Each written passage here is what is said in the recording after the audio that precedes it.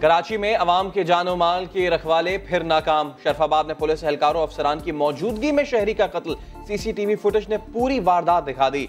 मुलजिम सोहेल दरख्शा पुलिस के साथ अदालती हुक्म पर बीवी और बेटियों से मिलने आया और मौका पाकर मुनव्वर अली पर गोलियां बरसा दी। मकतूल जमीन पर पड़ा रहा। पुलिस एहलकार बेहिसी की तस्वीर बने रहे। लाश को भी तकलीफदेह अंदाज में मोबाइल में डालकर ले गए।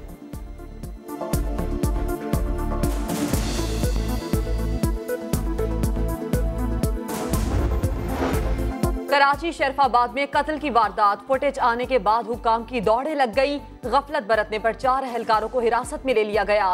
बयानात कलमबंद एसपी क्लिफ्टन ताहिर नूरानी कहते हैं मुलजिम सुहेल की अहलिया ने खुला ले रखी थी और अपनी 3 बेटियों के साथ मकतूल के साथ रहती थी। अदालती हुक्म पर मुलजिम की बेटियों से मुलाकात करानी थी। मकतूल के भाई ने पुलिस पर मिली भगत का इल्जाम लगा दिया। जिंदा था। मैं इनको कह रहा हूँ कि यहाँ से शॉर्टकट चलो लियाकत यहाँ से, लेकिन वो लोग ये घूमते घुमाते थाने गए, थाने के बाद फिर हॉस्पिटल गए। आप साथ थे? मैं साथ था। और वो जिंदा था? वो जिंदा था। मैंने खुद देखा है यहाँ पे। पुलिस और ये जो है अपना जो कातिल है, ये पुलिस और ये कातिल इन्वॉल्व है।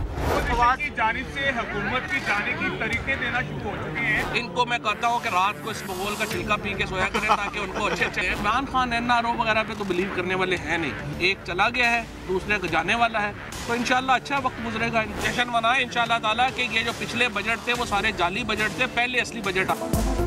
नवाज शरीफ और आसिफ जरदारी की सियासत खत्म। एनआरओ नहीं होगा। वजीर इत्तलात फवाद चौधरी ने साफ साफ बता दिया। लाहौर में मीडिया से गुफ्तगू। कहा हुकूमत खौफजदा है, ना ही ब्लैकमेल होगी। मुस्तहकम सियासत की बुनियाद रख दी। अवाम की उम्मीदों पर पूरा उतरेंगे। सयाहत के फरोग के लिए 66 ममालिक के वीजे खत्म करने का ऐलान। ये भी कह दिया सिंध जाने से कोई नहीं रोक सकता। सिंध जो है वो पाकिस्तान का हिस्सा है। पाकिस्तान में वहाँ आने जाने से कौन रोक सकता है? वो तो वैसे ही मेरा ख्याल है सईद गनी साहब किसी दिन जल्दी उठ गए थे तो उन्होंने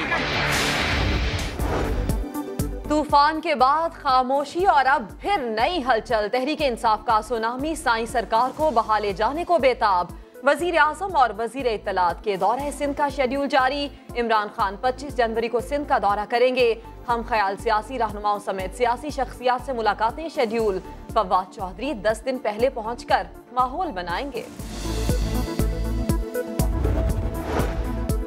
तहरीक इंसाफ के इत्तेहादी भी बड़े मार्के के लिए तैयार। घोटकी में पीर पगारा की सरबराही में बड़ी बैठक। गुलाम मुर्तजा जतोई, अरबाब रहीम, अयाज पलेजो समेत अहम रहनुमाओं की शिरकत। जीडीए रहनुमा सदरुद्दीन राशिदी कहते हैं सिंध में इन हाउस तब्दीली गैर कानूनी तरीके से नहीं होगी। अयाज पलेजो बोले सूबे में पॉलिसी साजी अब पीटीआई और जीडीए एक साथ करेंगे।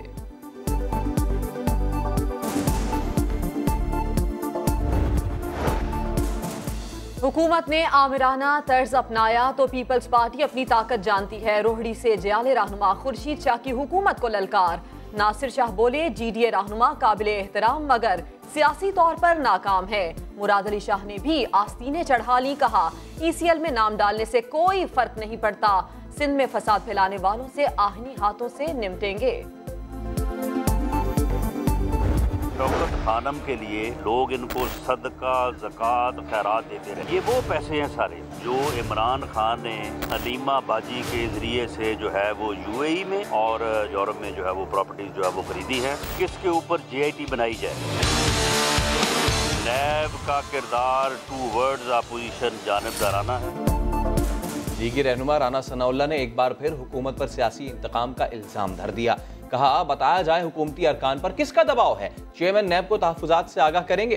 शेख रशीद पर भी तनकीद। शहबाज शरीफ को चेयरमैन पीएससी बनाने का फैसला हुकूमत का था। वजीर रेलवे इख्तिलाफ करने से पहले इस्तीफा दें। मुसद्दिक मलिक और मिफ्ताह इस्माइल ने मिनी बजट में रिलीफ देने का मुतालबा कर दिया।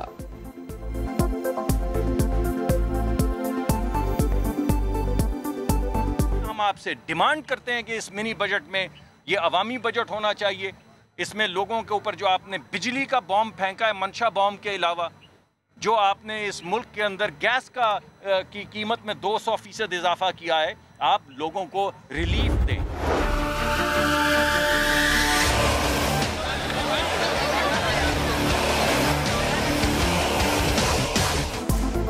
एक अनार 100 बीमार। कराची सिविल अस्पताल में 1 से 5 ग्रेड की 300 असामियां। बेरोजगारों का समंदर उमड़ आया। 20 से 22 हजार उम्मीदवारों को संभालना इंतजामिया के लिए चैलेंज बन गया। धक्कम पेल, लाठी चार्ज, कई उम्मीदवार छतों पर चढ़ गए। दरवाजा फैलाकर अंदर आए तो सर ही सर माजूर अफराद और खवातीन भी बच्चों के साथ इंटरव्यू देने पहुंची।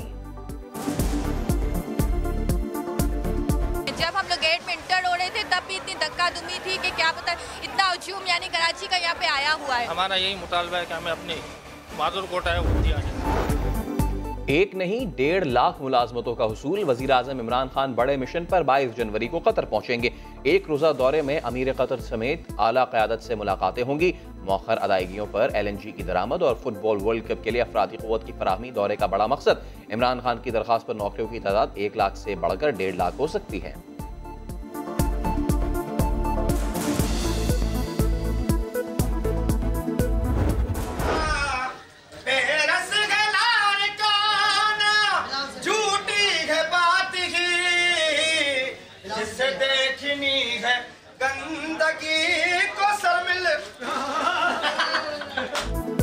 लाड़काना में गंदगी के सताए शहरी की वीडियो ने हुक्काम को जगा दिया। बिलावल भुट्टो ने वाक़े का नोटिस ले लिया। कहते हैं सफाई सुथराई पर कोई समझौता नहीं होगा।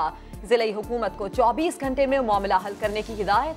मेयर असलम शेख ने जिम्मेदारी वाटर कमीशन पर डाल दी। हमने कोर्ट के फैसले पे अमल किया है। ये बंदे कोर्ट ने निकाले, हमने नहीं निकाले। लाहौर में इंटरनेशनल कबड्डी का मेला। पाकिस्तान ने सख्त मुकाबले के बाद रिवायती हरीफ भारत को शिकस्त दे दी। तीसरी पोजीशन के मैच में पाकिस्तान वाइट के हाथों ईरानी पहलवान चेत। इवेंट के दौरान इलाकाई सकाफत का शानदार मुजाहिरा।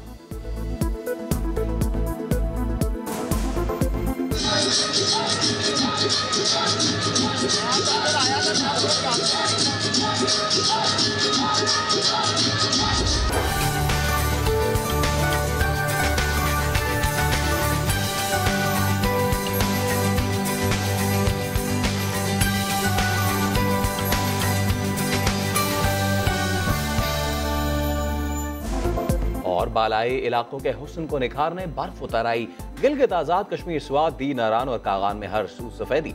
मानसरा और पाराचिनार ने भी बर्फ की चादर ओढ़ ली। मलका कौसार में 6 इंच तक बर्फ पड़ी। गाड़ियां छुप गईं, सड़कें ढक गईं। पारा -6 तक गिर गया। 65,000 गाड़ियों की एंट्री। शदीद सर्दी के बावजूद मॉल रोड पर हल्ला गुल्ला।